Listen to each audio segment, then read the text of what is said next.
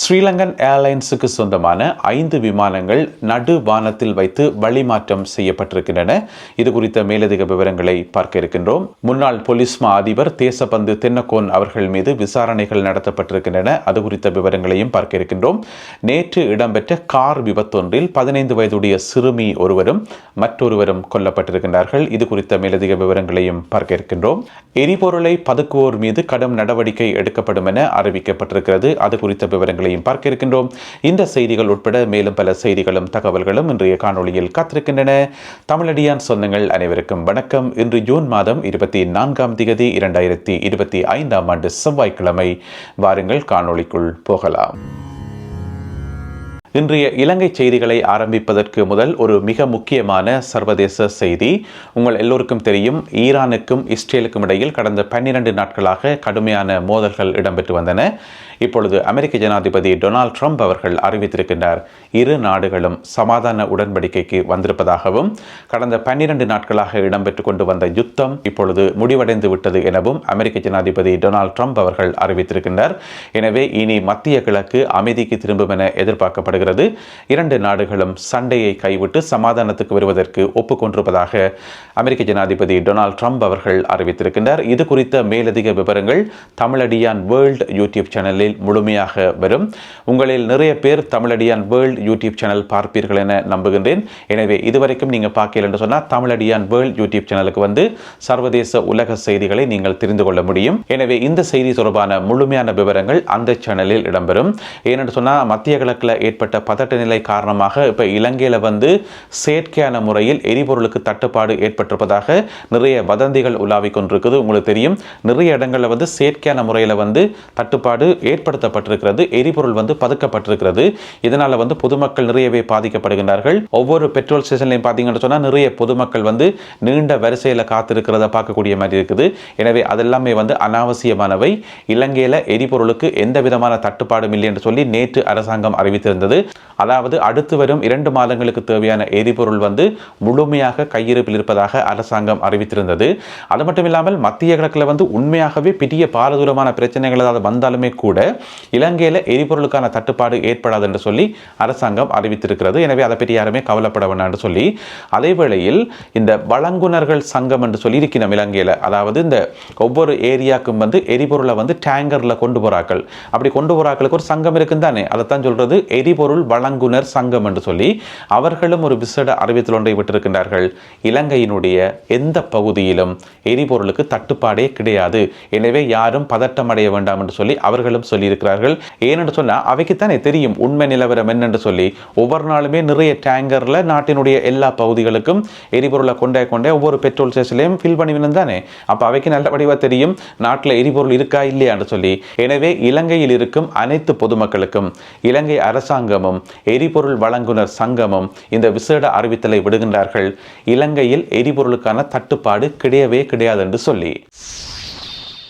நடு வானத்தில் பறந்து கொண்டிருந்த ஸ்ரீலங்கன் ஏர்லைன்ஸுக்கு சொந்தமான 5 விமானங்கள் வழி மாற்றப்பட்டு வெவ்வேறு இடங்களுக்கு அனுப்பி வைக்கப்பட்ட சம்பவம், ஒரு பதட்டமான சூழ்நிலை நேற்று மாலை இடம்பெற்றது. உங்களுக்கு தெரியும், நேற்றிரவு கட்டாரில் இருக்கின்ற அமெரிக்க விமானப்படை தளத்தை இலக்கு வைத்து ஈரான் ஏவுகணைகளை ஏவியிருந்தது.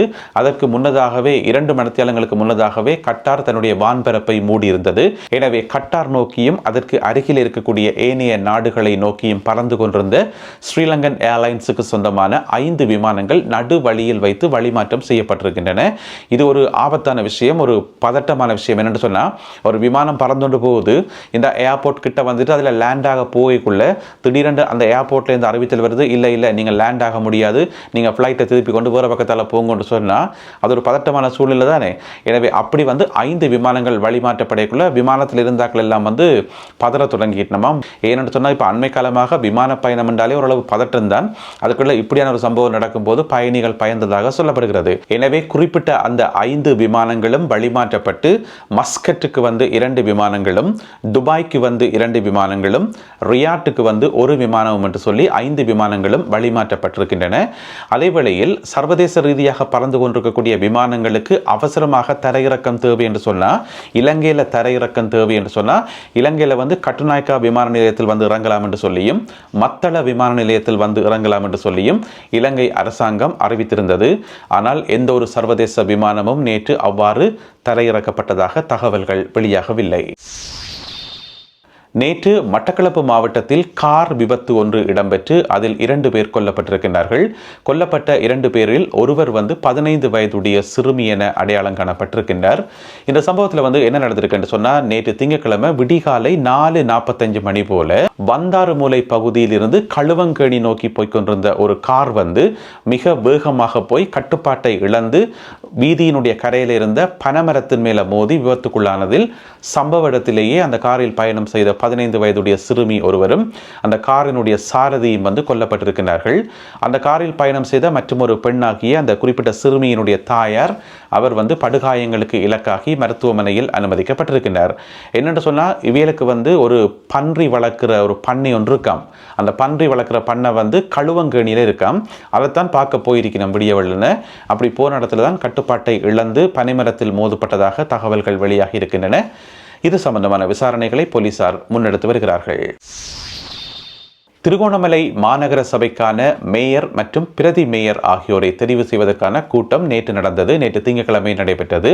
அதில் இலங்கை தமிழரசு கட்சி வெற்றி பெற்று இலங்கை தமிழரசு கட்சியைச் சேர்ந்த கந்தசாமி செல்வராஜா என்பவர் திருகோணமலை மாநகர சபையினுடைய மேயராக தெரிவு செய்யப்பட்டிருக்கிறார்.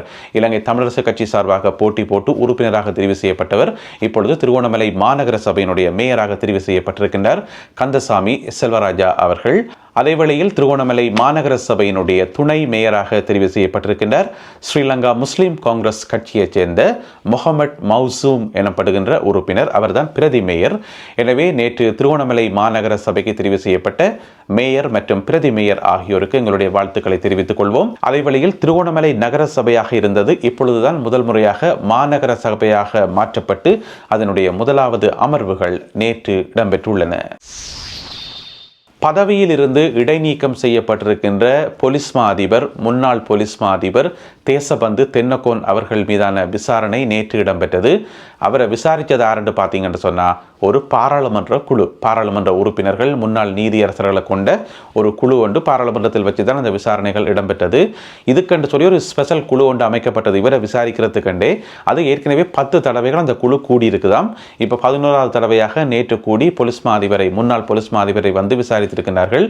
அப்போ எதுக்கு இந்த பாராளுமன்ற குழு விசாரிச்சு என்று சொன்னால், என்ன பிரச்சனை சொன்னால், இப்போ சாதாரண பொதுமக்கள் பிளவிட்டால் போலீஸ் கூப்பிட்டு வச்சு விசாரிக்கும். போலீஸாக எங்களை கைது செய்து விசாரிக்கும். ஆனால் போலீஸ் மா அதிபரே பிளவிட்டால் யார் விசாரிக்கிறேன்னு தெரியல. நாட்டில் இருக்கக்கூடிய ஏனைய போலீஸ் அதிகாரிகள் எல்லாரும் அவரை விட பதவி குறைஞ்சவர்கள் தானே. ஏனென்றால் அவர் தானே போலீஸ் மா அதிபர். எனவே ஏனையவர்கள் அவரை விசாரிக்கிறது முறையில்லை என்பதாலேயோ என்னவோ தெரியல, பாராளுமன்ற குழு ஒன்று அமைக்கப்பட்டு அந்த குழு தான் நேற்று விசாரிச்சிருக்குது.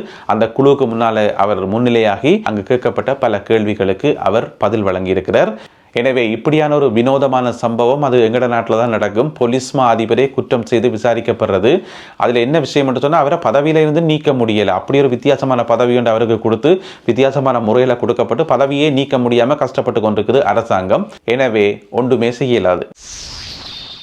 அடுத்ததாக இன்றைய கேலி சித்திரம் கார்ட்டூன். அதாவது முன்னாள் சுகாதார அமைச்சர் கெஹலிய ரம்புக்வெல இருக்கார் தானே, அவர் குடும்பத்தோட ஜெயிலுக்குள்ளே இருக்கிறார் என்பதை குறிப்பதற்காக இந்த கேலி சித்திரம் வரையப்பட்டிருக்கிறது.